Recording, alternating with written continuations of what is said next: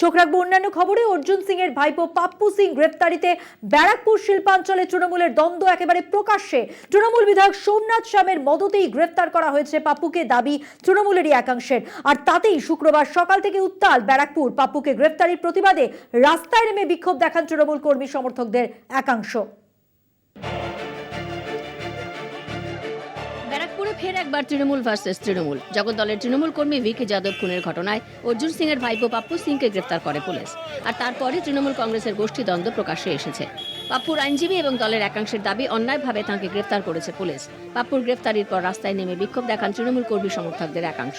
জগদ্দলের বিধায়ক যে দুদিন আগে তৃণমূল কংগ্রেসে এসছে, যে কখনো তৃণমূলটাই করেনি, সেই দুদিনের লোক এসে বারবার পুলিশকে প্রভাবিত করে সঞ্জিত সিংয়ের নাম ওরফে পাপ্পু সিংয়ের নাম বারবার করে পুলিশ প্রশাসনের কাছে বলে গেছে এবং পুলিশ প্রশাসন তাতে প্রভাবিত হয়ে তাকে ওখানে আটকেছে।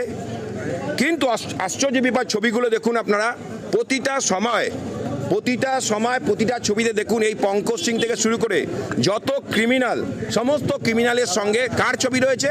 সোমনাথ শ্যাম। কোথাও মালা পরাচ্ছে, কোথাও জন্মদিনে কেক কাটছে, কোথাও ভাইয়ের বিয়েতে তারা অ্যাশ করছে, গল্প করছে। প্রতিটা ক্ষেত্রে এটা বেশি দিনের ছবি না। জগদ্দলের রাজনীতিতে সাংসদ অর্জুন সিং এবং বিধায়ক সোমনাথ শ্যামের দ্বন্দ্ব নতুন নয়। 8ই ডিসেম্বর ভাটপাড়া পুরসভার সামনে জগদ্দল বিধায়ক সোমনাথ শ্যাম প্রতিবাদ সভা করেন। সেখানে অর্জুন সিং এর বিরুদ্ধে প্রত্যক্ষ ও পরোক্ষভাবে খুনের অভিযোগ করেন তিনি। তৃণমূল কর্মী ভিকি যাদব খুনের ঘটনায় সোমনাথ শ্যাম অর্জুন সিং এর পরিবারকে নিশানা করার পর থেকে দলের দুই নেতার দ্বন্দ্ব ফের মাথাচাড়া দেয়। पार्टी में हमको लिए अभिषेक बनर्जी, ममता बनर्जी। अब कैफियत कौन मांग रहा है? पोल्ट्री मुर्गा। कैफियत कौन मांग रहा है? पोल्ट्री मुर्गा। अगर डीएनए देखा जाए इस पोल्ट्री मुर्गे का तो डीएनए फेल हो जाएगा, मशीन फेल हो जाएगा। এখানেই শেষ নয়। অর্জুনের ভাইপো পাপ্পু সিং এর গ্রেফতারি নিয়ে একেবারে সম্মুখ সমরে অর্জুন এবং সোমনাথ শ্যামের অনুগামীরা। জায়েজ কোনোদিন তৃণমূল কংগ্রেস করেনি, যে কখনো তৃণমূল কংগ্রেসের সামনেও আসেনি, সেই ব্যক্তি আজকে আমাদের এমএলএ হয়েছে। এটা আমাদের কাছে দুর্ভাগ্যের। এবং অর্জুন সিং যে 2 বছর ছিলেন না, তার মাঝখানে এই সমস্ত গঙ্গায় নোংরার আবির্ভাব হয়েছে। এদেরকে আমরা তীব্র ধিক্কার জানাচ্ছি এবং পুলিশ প্রশাসনকে বলবো, আপনারা নিরপেক্ষভাবে, আপনারা আইনসম্মতভাবে আপনারা অ্যারেস্ট করলে মেমো দিন এবং সোমনাথ সিংকেও আপনি জেরা করুন, ডাকুন। এখানকার একজন জননেতা, আমি এখানকার বিধায়ক। আমি রাস্তাঘাটে চলে বেড়াই, মানুষের কাছে পৌঁছাই, মানুষের কাজে, মানুষের দুঃখে, মানুষের সুখে আমি সব জায়গায় পৌঁছাই। সেই সময় কে আমার ফটো তুললো ডায়ে বায়ে, এটা দেখা আমার কাজ নয়। আর সেটা দিয়ে প্রমাণ হয় না। যদি প্রমাণ হতো তাহলে পাপ্পুকেই কেন ডাকলো, অন্য কাউকে কেন ডাকলো না পুলিশ কমিশনার? তো এইসব বলে ভজরং ভাজরং কথা বলে কারোর ছবি দেখিয়ে ইচ্ছায় পার পাওয়া যাবে না। অর্জুন, তুমি যতই চালাকি করো, তোমার এবার ধরা ভরে গেছে। পাপ্পু সিং গ্রেফতারিতে আড়াআড়ি ফাটল জগদ্দলের তৃণমূল শিবিরে। সোমনাথ শ্যামের প্ররোচনাতেই গ্রেফতার করা হয়েছে পাপ্পু সিংকে, এমনই দাবি অর্জুন অনুগামীদের। লোকসভা ভোটের আগে দলের গোষ্ঠী কোন্দলে ব্যারাকপুর শিল্পাঞ্চলে অস্বস্তি বেড়েছে তৃণমূলের। ব্যারাকপুর থেকে শুভ্রজিৎ সিং এর রিপোর্ট, কলকাতা টিভি।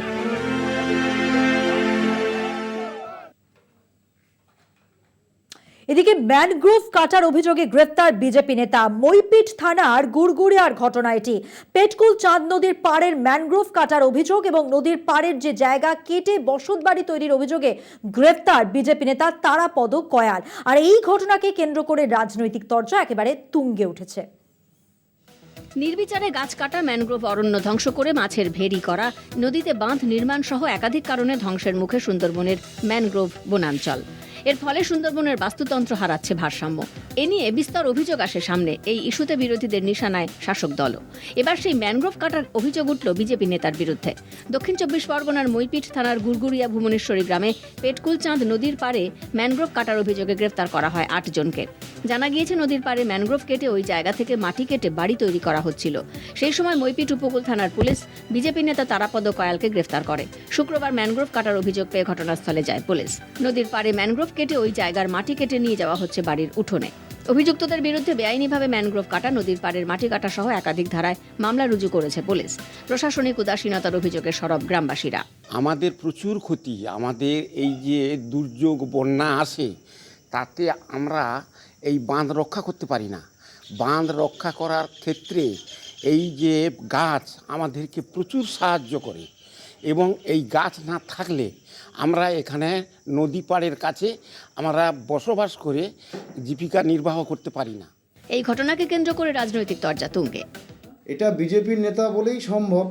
বিজেপির নেতারা তো একেবারে এরকমভাবে বিভিন্নভাবে চারিদিকে দেখতে পাচ্ছি তারা ম্যানগ্রোভ কেটে সেখানে ফিশারিও বানাচ্ছে, সে তৃণমূল নেতারা বানাচ্ছে, বিজেপি নেতারা বানাচ্ছে। এই কোনো তো কম না, ম্যানগ্রোভ ধ্বংস হয়ে যাচ্ছে, আর ম্যানগ্রোভ ধ্বংস হওয়ার ফলে দায়ী হচ্ছে কি তৃণমূল আর বিজেপি। অবৈধভাবে ম্যানগ্রোভ কেটে সেখানে ইমারত তৈরি করার চেষ্টা করছিলেন। বারবার প্রশাসন সূত্রে, বিডিও থেকে স্থানীয় প্রশাসন সূত্রে সমস্ত বারণ করা সত্ত্বেও প্রশাসনকে পুরো চোখ আঙুল দেখিয়ে যেভাবে ম্যানগ্রোভ কেটে ঘরবাড়ি করার চেষ্টা করছিল, মাটি কাটার চেষ্টা করছিল। দিনে দিনে ধ্বংসের পথে এগিয়ে যাচ্ছে সুন্দরবন। বিভিন্ন ধরনের প্রাকৃতিক দুর্যোগ থেকে গোটা সুন্দরবনকে বারে বারে বাঁচিয়ে রেখেছে এই সবুজ বনভূমি। এবার সেই বনভূমি বাঁচানোর দায় নিতে হবে সকলকে, এমনই বলছে ওয়াকিবহাল মহল। সুন্দরবন থেকে রাজু দাসের রিপোর্ট, কলকাতা টিভি। আর এখন সময় একটা বিরতির পর থাকছে আরো খবর, সঙ্গে থাকুন। ফিরে এলাম বিরতির পর। ঐতিহ্যবাহী বিষ্ণুপুরের মেলার উদ্বোধনী অনুষ্ঠানে উড়ল তৃণমূলের লোগো। ঘটনাকে ঘিরে শুরু হয়েছে তুমুল উত্তেজনা। দায়িত্বে থাকা সংস্থা পুরো ঘটনাটিকে পরীক্ষামূলক বলে চালাতে চাইলেও নিন্দের ঝড় উঠেছে বিরোধী মহলে।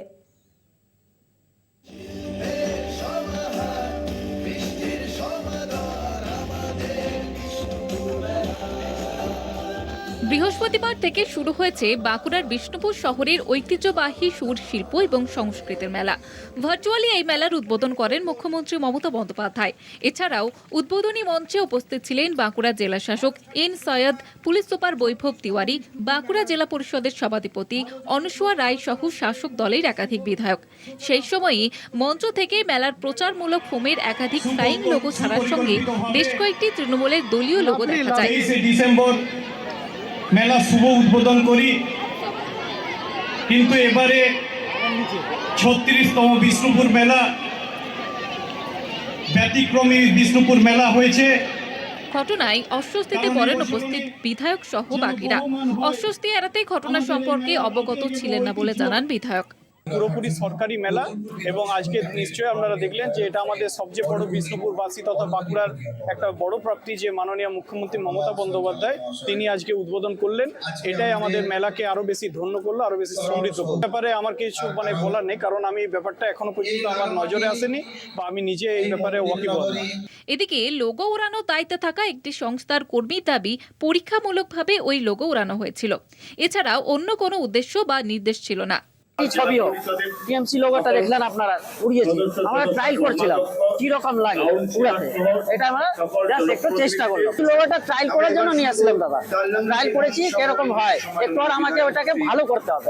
সম্পূর্ণ রাজ্য সরকারি টাকায় আয়োজিত এই মেলায় দলীয় প্রতীক উড়ানোর ঘটনায় সরব হন বিরোধীরা। ঐতিহ্যবাহী এই মেলায় লোগো উড়ানো কি নেহাতি পরীক্ষামূলক নাকি পরিকল্পনামূলক, প্রশ্ন উঠছে। বাঁকুড়া থেকে সৈয়দ মফিজুল হুদা রিপোর্ট, কলকাতা টিভি। জঙ্গিপুরের কাউন্সিলর ফিরোজ শেখ, তাকে মারধর করা হয়, প্রাণে মারার হুমকি দেওয়া হয়। ঠিক কি ঘটেছে জানবো, আমাদের সঙ্গে রয়েছে আমাদের প্রতিনিধি কল্যাণ চন্দ্র। কল্যাণ, কি খবর রয়েছে, কি অভিযোগ? সেটা হচ্ছে আজকে বিকেলে জঙ্গিপুর পৌরসভা থেকে বাড়ি ফিরছিলেন জঙ্গিপুর টাউন তৃণমূল কংগ্রেসের সভাপতি এবং তিনি জঙ্গিপুর পৌরসভা 1 নম্বর ওয়ার্ডের তৃণমূল কাউন্সিলর। এই ফিরোজ শেখ নামে ওই কাউন্সিলর যখন তিনি বাড়ি ফেরেন তখন মোটরসাইকেলে তার পথ আটকায় একটি লজের সামনে এবং তাকে ব্যাপক মারধর করা হয়। ঘটনাস্থলে তিনি লুটিয়ে পড়েন। এলাকার মানুষ ছুটে এসে তাকে উদ্ধার করে প্রথমে জঙ্গিপুর হাসপাতালে এবং সেখান থেকে মুর্শিদাবাদ মেডিকেল কলেজ হাসপাতালে ভর্তি করেছেন। তবে এই বিষয়ে একটি গোষ্ঠী কন্দলের দাবি উঠেছে। জঙ্গিপুর হাসপাতালে এই আশঙ্কাজনক অবস্থাতে যে ফিরোজ শেখ এখানে কিন্তু পৌঁছেছিলেন স্থানীয় যিনি ভাইস চেয়ারম্যান রয়েছেন সন্তোষ চৌধুরী, অর্থাৎ জঙ্গিপুর পৌরসভার ভাইস চেয়ারম্যান সন্তোষ চৌধুরী, তিনি জানিয়েছেন যে অন্যায়ভাবে ফিরোজকে মারধর করা হয়েছে। কারা মারধর করেছে সেটা তিনি দেখেননি, তবে পুলিশকে তিনি বলবেন যে যারা অভিযুক্ত তাদের গ্রেপ্তার করা হোক। কেন হঠাৎ করে এইভাবে একজন কাউন্সিলরকে প্রকাশ্যে মারধর করা হবে তার তিনি তদন্ত যেমন চাইছেন তেমনি শাস্তিও চাইছেন। ওই ঘটনায় ব্যাপক উত্তেজনা ছড়িয়ে পড়েছে জঙ্গিপুর যে পৌরসভা রয়েছে সেখানে। রঘুনাথগঞ্জ থানার পুলিশ তল্লাশি শুরু করেছে এবং ঘটনা তদন্ত শুরু করেছে, তবে এখনো পর্যন্ত এই ঘটনায় কেউ আটক হয়নি বলে জানা যাচ্ছে। মধুমন্তী। ধন্যবাদ কল্যাণ। কথা বললাম আমাদের প্রতিনিধি কল্যাণ চন্দ্রর সঙ্গে।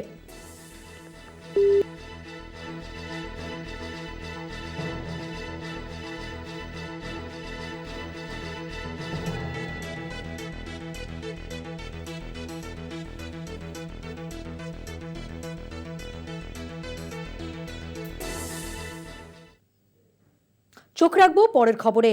সাগর মেলার প্রস্তুতিতে বড় বাধা মুড়িগঙ্গা নদীর নতুন চর। জেলা শাসক ও সুন্দরবন মন্ত্রীর উপস্থিতিতে জরুরি বৈঠক জেলা শাসকের। মুড়িগঙ্গা নদীতে ড্রেজিং এর কাজ খতিয়ে দেখলেন সেচ মন্ত্রী পার্থ ভৌমিক। জানুয়ারির প্রথম সপ্তাহে শুরু হবে সাগর মেলা, কিন্তু তার আগেই মেলার প্রস্তুতিতে বড়সড় বাধার মুখে দক্ষিণ 24 পরগনা জেলা প্রশাসন। কাকদ্বীপের মুড়িগঙ্গা নদীতে নতুন চর তৈরি হওয়ায় ভেসেল চলাচল প্রতিদিন ব্যাহত হচ্ছে। ডিসেম্বরের শেষ সপ্তাহে শেষ হওয়ার কথা ছিল মুড়িগঙ্গা নদীর পলি কাটার কাজ, কিন্তু নতুন চরের জেরে তড়িঘড়ি জেলা শাসক সুমিত গুপ্তার পৌরোহিত্যে বসে জরুরি বৈঠক। বৈঠকে ছিলেন সুন্দরবন উন্নয়ন মন্ত্রী বঙ্কিম হাজরা, সেচ মন্ত্রী পার্থ ভৌমিক সহ অন্যরা। দীর্ঘক্ষণ মুড়িগঙ্গা নদীতে জল মাপার পাশাপাশি চলে পর্যবেক্ষণ। শুক্রবার থেকে অতিরিক্ত পলি কাটার যন্ত্র বসানো হবে বলে জানিয়েছেন সেচ মন্ত্রী পার্থ ভৌমিক। সামান্য একটা জায়গায় আবার নতুন করে একটা চর মতো তৈরি হয়েছে, তার জন্য আবার নতুন করে ড্রেজিং করাতে হবে। তার ব্যবস্থা ইতিমধ্যে আমরা করে ফেলেছি।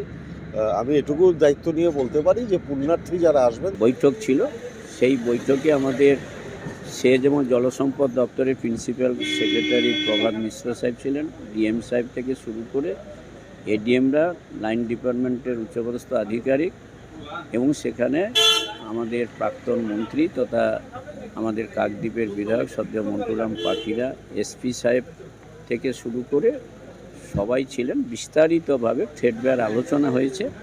ভেসেল কর্মীদের মুখেও আশঙ্কার কথা শোনা গেল। ডিসেম্বরের শেষ সপ্তাহে নদীর পলি কাটা শেষ করার কথা থাকলেও অনিশ্চয়তা তৈরি হয়েছে বলে জানিয়েছেন এক ভেসেল কর্মী।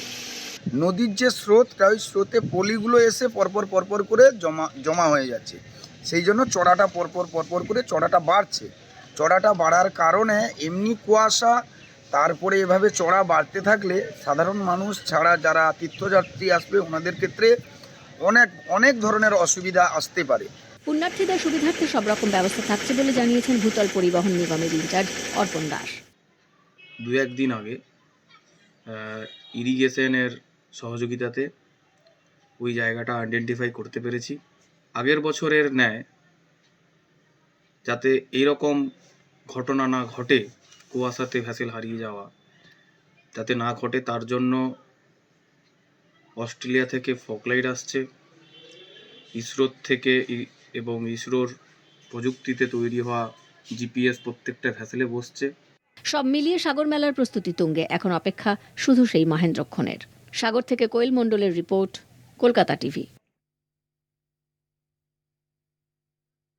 14টি গ্রামের মধ্যে একটি গ্রাম পানবাড়ি। মাত্র 12টি পরিবারের বাস এই পানবাড়ি গ্রামে। ডুকপা জনজাতির গ্রামে 2টি হোমস্টে রয়েছে, তবু পর্যটন মানচিত্রে উল্লেখযোগ্য জায়গা করতে পারেনি পানবাড়ি। বদলে একগুচ্ছ নায়ের তালিকা রয়ে গিয়েছে এই পানবাড়ি গ্রামে। আলিপুরদুয়ারের বক্সার পাহাড়ের লেপচাখার, তাসিগাঁও, চুনাভাটির মতো জায়গাগুলি এখন পর্যটকদের খুব জানা, কিন্তু বক্সারি পানবাড়ি গ্রামটি এখনো অজানায় রয়ে গিয়েছে পর্যটকদের কাছে। হাতে গোনা 12টি পরিবারের বাস রয়েছে গ্রামে। গ্রামবাসীদের সকলেই ডুকপা জনজাতির। সৌন্দর্যের অপার ডালি নিয়ে হাজির পানবাড়ি গ্রামে। 2টি হোমস্টে থাকলেও পর্যটকদের রমরমা নেই বক্সার এই অখ্যাত গ্রামে। কারণ হিসেবে পরিকাঠামোর অনুন্নয়নকে দায়ী করছেন গ্রামবাসীরা। এখনো বিদ্যুৎ পৌঁছয়নি পানবাড়িতে। ग्रामे स्कूल नहीं बोले दाबी स्थानीयদের।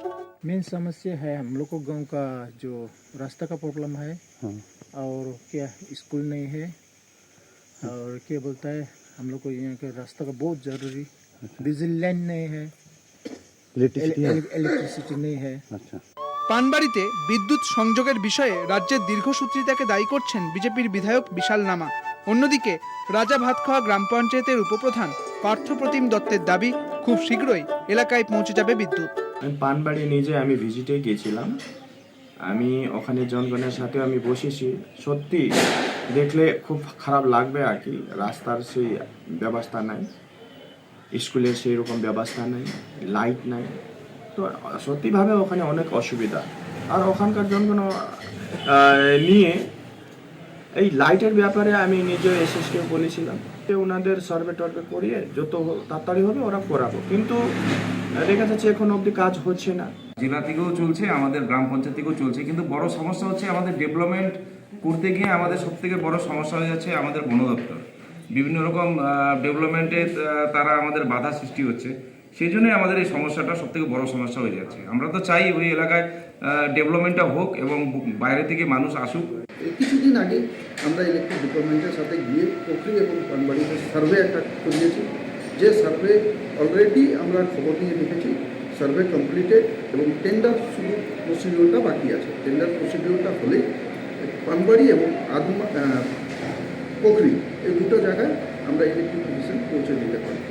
পানবাড়ি গ্রামে যেতে পাহাড়ি ট্রেকিং পথ রয়েছে, কিন্তু ধসের কারণে এখন রক্ষণাবেক্ষণের অভাবে সেই রাস্তায় হাঁটাচলা করা যায় না। তবে শীঘ্রই রাস্তা মেরামতির কাজ হবে। আরো বেশি করে পানবাড়ি গ্রামে পৌঁছে যাবেন পর্যটকরা, আর পর্যটকদের হাত ধরে পাহাড়ের কোলে ডুকপা জনজাতির গ্রামে ফিরবে শ্রী। আলিপুরদুয়ার থেকে অজয় সাহার রিপোর্ট, কলকাতা টিভি। এখন বিরতির পর থাকছে আরো খবর, সঙ্গে থাকবেন। ফিরে এলাম বিরতির পর। এবার যে ছবি দেখাবো তা হলো সামনেই বড়দিন, নতুন রূপে সেজে উঠেছে ব্যান্ডেল চার্চ। রংবাহারি ফুলের গাছ ও আলোকসজ্জায় সাজানো হয়েছে চার্চকে। মূল ফটকের ঠিক বাইরে প্রায় মেলার রূপ নিয়েছে পুরো এলাকা। কড়া পুলিশি নিরাপত্তা চার্চকে ঘিরে। সেজে উঠেছে ব্যান্ডেল চার্চ। প্রত্যেক বছরই আমরা এই ছবি দেখতে পাই, এবারেও সেই একই ছবি, অর্থাৎ একেবারে অন্যরকম করে সাজানো হয়েছে এবারের ব্যান্ডেল চার্চকে। রংবাহারি ফুলের সাজ তো রয়েছে, সঙ্গে রয়েছে আলোকসজ্জা। মূল গেটের ঠিক বাইরে মেলার মতো একটা জায়গা করা হয়েছে এবং পাশাপাশি কড়া পুলিশি নিরাপত্তা রয়েছে সেখানে।